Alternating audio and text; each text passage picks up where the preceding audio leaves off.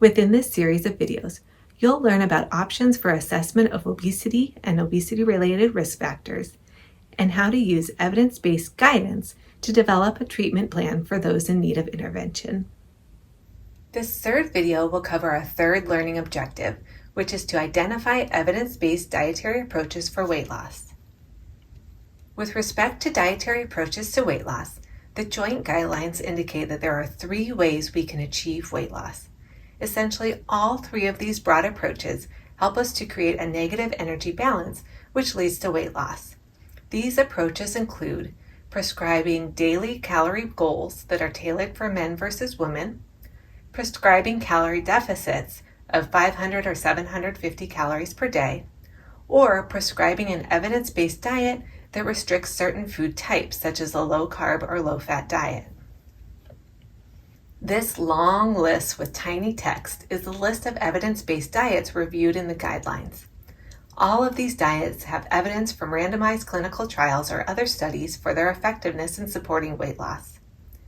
As you can see, there are many ways we can achieve the 3 approaches that we saw on the previous slide. These dietary approaches range from high-protein diets to the zone diet to vegetarian or vegan diets to low-carbohydrate diets to low-fat diets to the Mediterranean diet and many other approaches.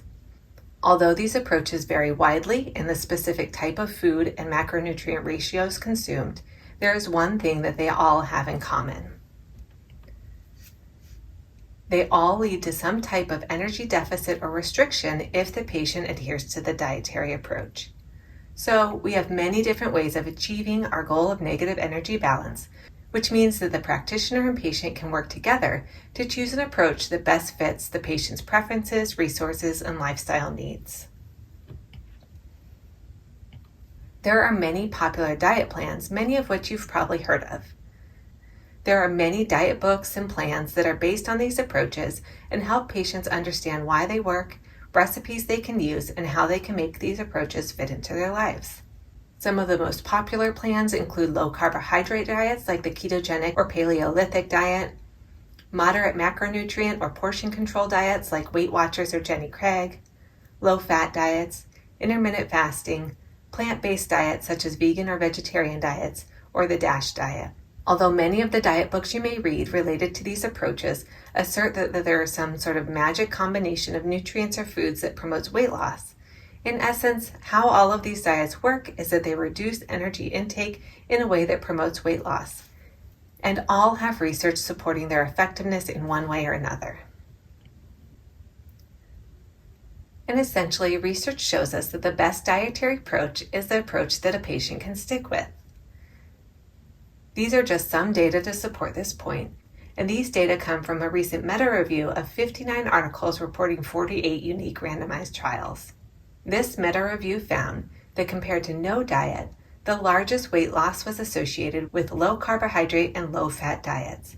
Both led to significant weight loss at 6 and 12 months, but the differences between the diets were minimal.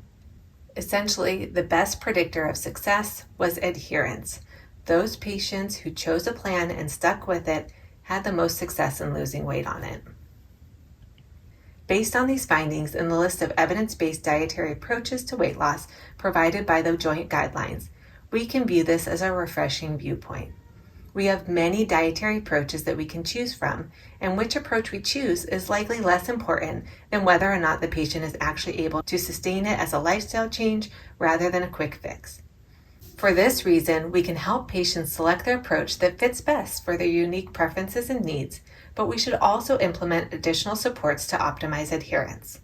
These supports should include promoting intrinsic or autonomous motivation for the necessary dietary changes, as well as tailoring environments and social supports in a way that support the necessary dietary changes and further promotes adherence.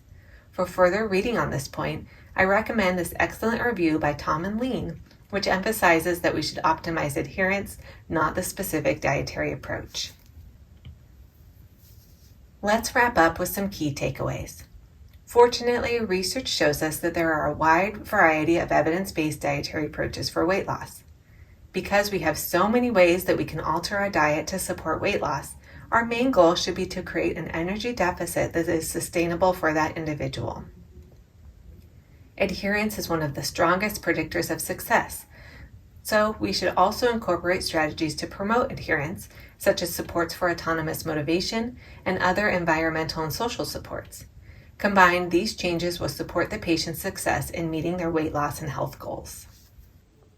That's all for this video. Thank you for learning with me.